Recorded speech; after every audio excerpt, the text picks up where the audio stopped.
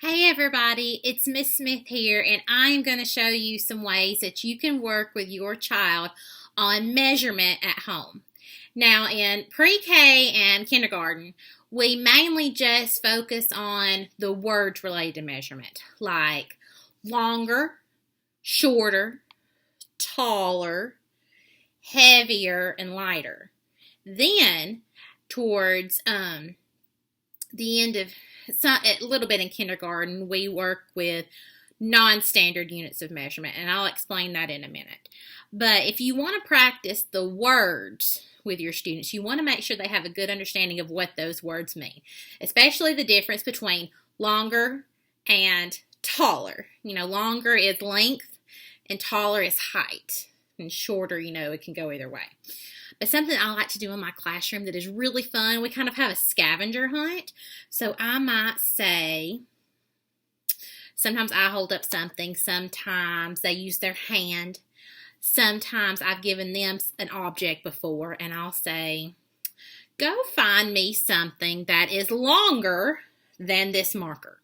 And they either bring something up to the marker to see if it's longer, or they take the marker to it and see if it's longer. So like they might bring back scissors and line them up.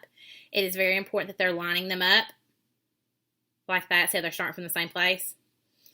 And you can see that the scissors are longer than the marker. I might say, bring me something taller than this crayon.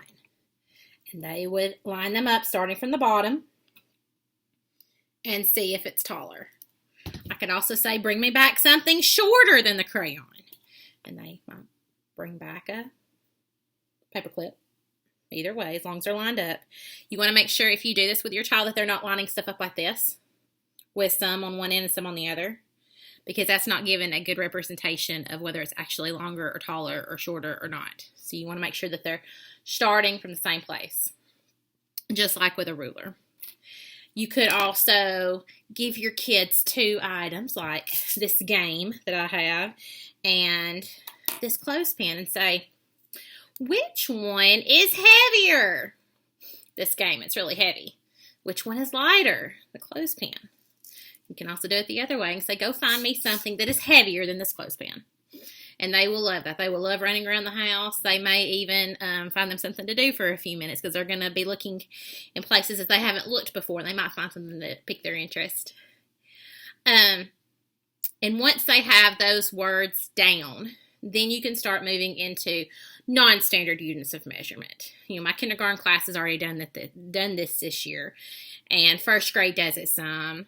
Pre-K may or may not have done it, but it's a good introduction. The kids pick on it very quickly. So what you want to do is you want to find some objects around the house that are all the same object and all the same length, like Q-tips or crayons. You just want to make sure that you're not using one whole crayon and one broken crayon. That wouldn't work. Clothespins, paper clips. But like on paper clips, make sure they're all the same size. Like I wouldn't want to use some of these and then some of these because they're two different sizes. But then you give your child an object to measure. So we could measure this marker. And they could measure it with the clothespins by lining them up like this. I'm going to lay them flat. And they need to touch end to end until they get to the end of the object that you're measuring. I'll bring that closer to the camera so you can see. It goes over just a little bit, but it's pretty close. And then you can say, how many paper clips long was the marker? And they can go back and count. So you're getting a counting practice too. 1, 2, 3, 4, 5. It was 5 paper clips long. Then you might say, how many Q-tips long was the marker? And they lay them on, making sure they're lining up from the same end. See, it's okay if it goes over a little bit. How many Q-tips long was the marker? 2. And you might ask the kids questions.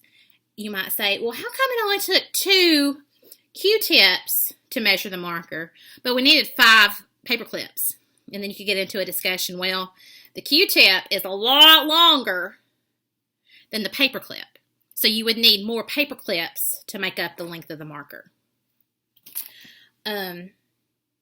Once they get into that, first grade starts measuring with rulers, but only inches. They're not doing centimeters or anything like that, or feet, just inches.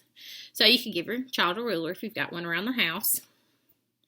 Let them measure things. Remember, start at the edge, or start at the line that has a 0 on it. Now, some rulers, the line for the 0 may be over a little bit, so they need to start on the line that's at 0. This one's at the edge. But they would measure it, and they could tell you how long it was. See, that one's about 3.5. But those are some really fun ways to practice it. If you go to the website starfall.com, they have some very fun, non-standard units activities on the computer where the kids can measure different things using stuff like paper clips and shoes and trains and things like that.